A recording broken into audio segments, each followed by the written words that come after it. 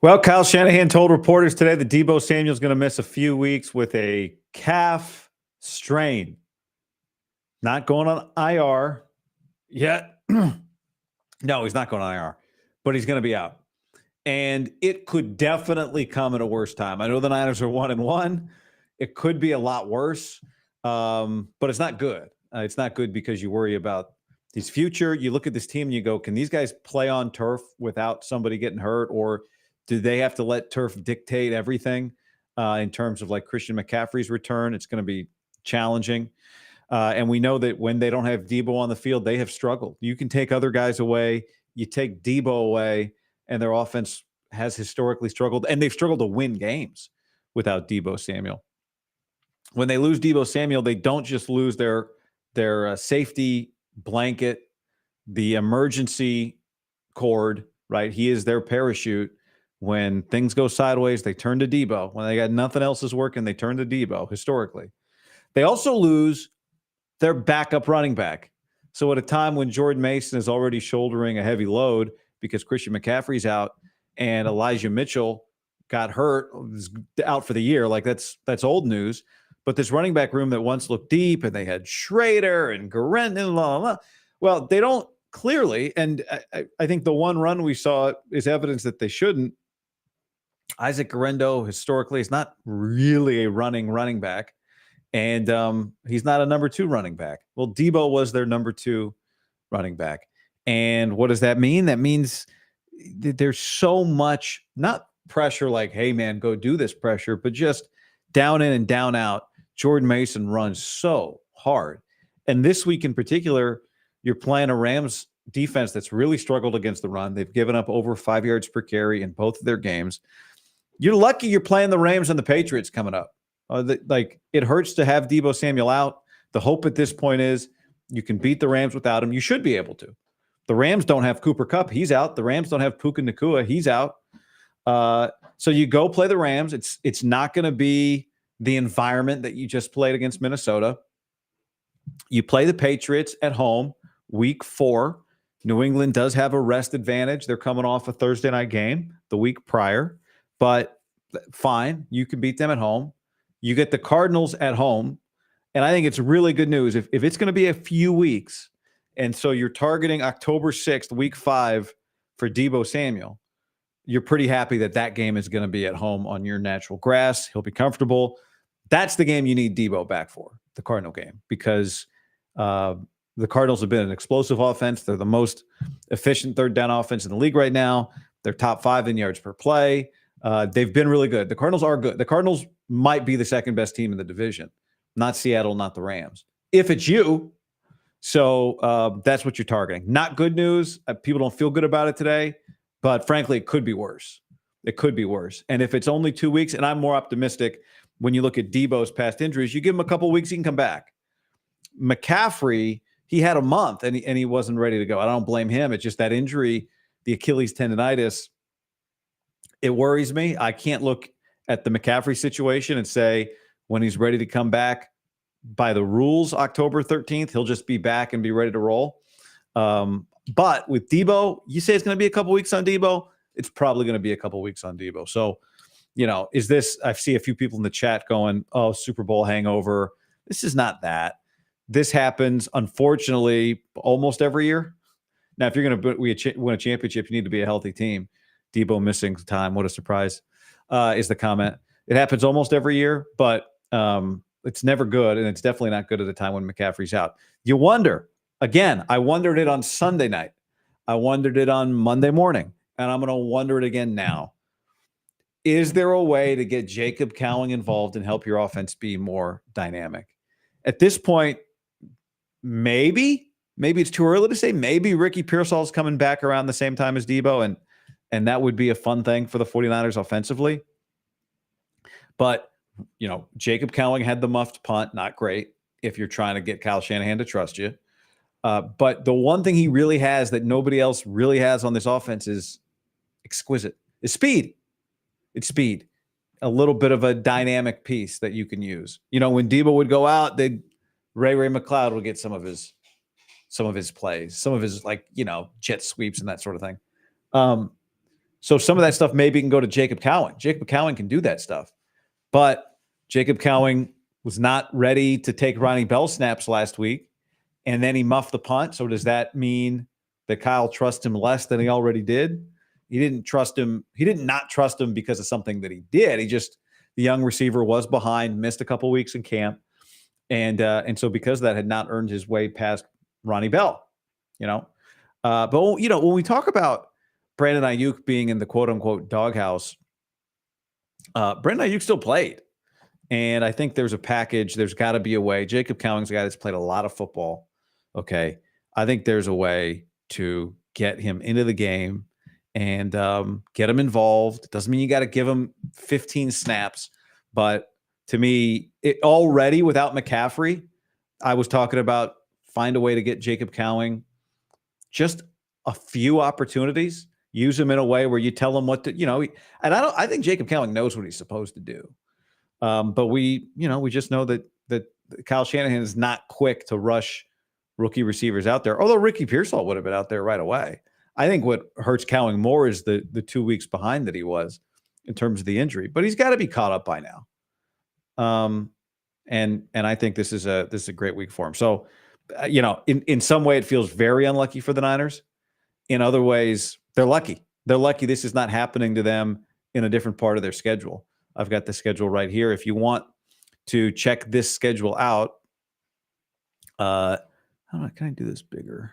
If you want to check this schedule out, I don't know, it's tough. You can go to heyguy.co. This is a custom. I made this schedule. It's got a bunch of stuff on it, including how much rest your opponent is coming off of. You can just go to heyguy.co, click on the 49ers schedule there, and it's free, obviously. Well, I wouldn't charge for this, but there's a PDF that you can go get the same schedule. It's got different notations there for flex weeks, all that kind of stuff, and primetime games, et cetera.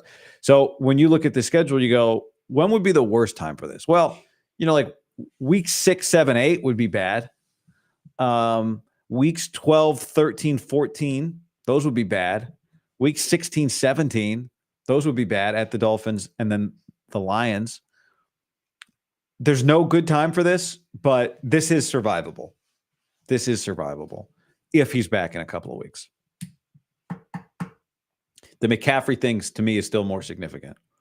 How many snaps did Ronnie Bell play last week? Let's see.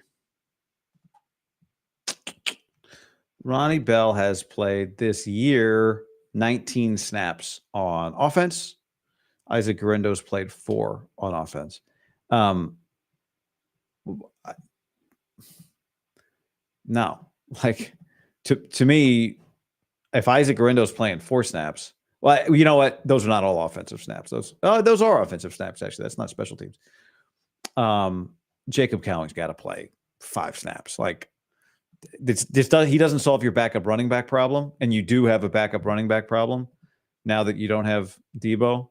But is that Patrick Taylor Jr.? Like you just don't have another running back.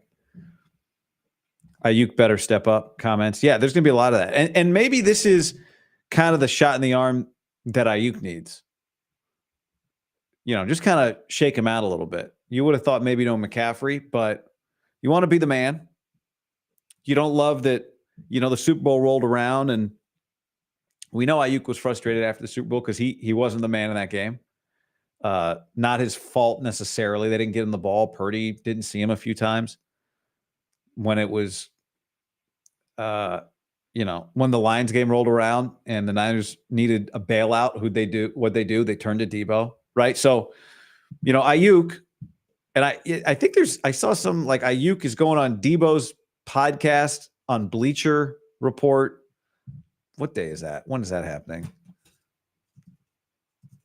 I saw that was retweeted in my timeline by Andy Liu of Light Years. This is tomorrow at 4 p.m. Pacific. So Tuesday at 4 p.m. Pacific.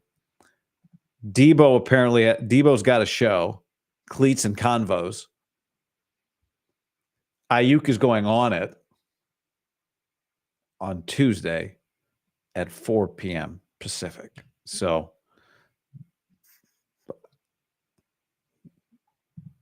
we'll keep an eye out for that Deebo update. A comment from Stephanie, CMC injury started as a calf injury. Look at him now. So who knows with Deebo? Yeah, I think it's different with him. Deebo got hurt in a game. But I mean, it's fair. You're right. I mean, it's the first thing you think of. Deebo got hurt in a game. Christian McCaffrey, maybe it was lingering from last year. Maybe it wasn't. He's had a history of some of these strains. It was a practice injury. It must. I don't think it happened on turf because the Niners were not on turf. So I don't know unless it happened to him away from football or something or on the turf field. But I've never seen him on that turf field. So my expectation, and remember, you can go check the tape. When the McCaffrey thing started before the season, a few days before the season started, I said I'm worried that this is going to be a several week thing. Partly because of history, partly because of how long he'd already been dealing with it. Now, we know that the Niners from the beginning with Christian were like, he's coming back, he's coming back, he's coming back, he's coming back, he's coming back. Yeah, the season's not in jeopardy. I don't think IR is a possibility. Boom, season, IR, first four games, he's out. So you could read the Deebo comments from Kyle as kind of similar, right? Oh, he says he's going to be fine. And then in 2 weeks, we find out he's not fine. I tend to think that a few weeks does just mean a couple of weeks for Deebo based on Deebo's history. So I'm more optimistic about this Deebo calf than the McCaffrey calf. And, you're already going to have to, you're already mentally preparing. We don't have everybody. So Kyle Shanahan, what's he got here? He's got a running back that can run the ball, which is great. That's the one that would kill him. This is going to sound crazy, but if you said for the Rams game this week, you could only have Deebo or Jordan Mason, I'd say give me Jordan Mason. I know it sounds crazy. If it was the Super Bowl, I'd have a different perspective on it. But for the Rams, who you just got to run the ball down their throat, just Jordan Mason, running back. Yeah, just use that. Use the running back. Get Deebo healthy. And find another running back. I think it's to me a reminder that you still need another running back. And maybe they think McCaffrey will be back soon, and I think got to find another running back. It's not. And by the way, it hadn't been going great with Deebo running back anyway this year. So, all right, that's the latest there. If you're watching this live or not, Monday Night Football coming up. Go to Prize Picks and use the code GUY. Down in the description, there's a link. You can click that. It'll get you to the right place as well. But use the code GUY when you do that. $5. You put $5 in, you make a lineup. Can I talk? $5 in, you make a lineup. After you make that lineup, you immediately get $50 put into your account. Right now, I've got Jalen Hurts, more than half an interception. Drake London, more than half a touchdown tonight. Combined with the two kickers, I just need one of them to hit a 48-plus yard field goal, and that $20 was me, 160. Anyway, okay, everybody. Thanks for jumping in. Thanks to Prize Picks for sponsoring the video. And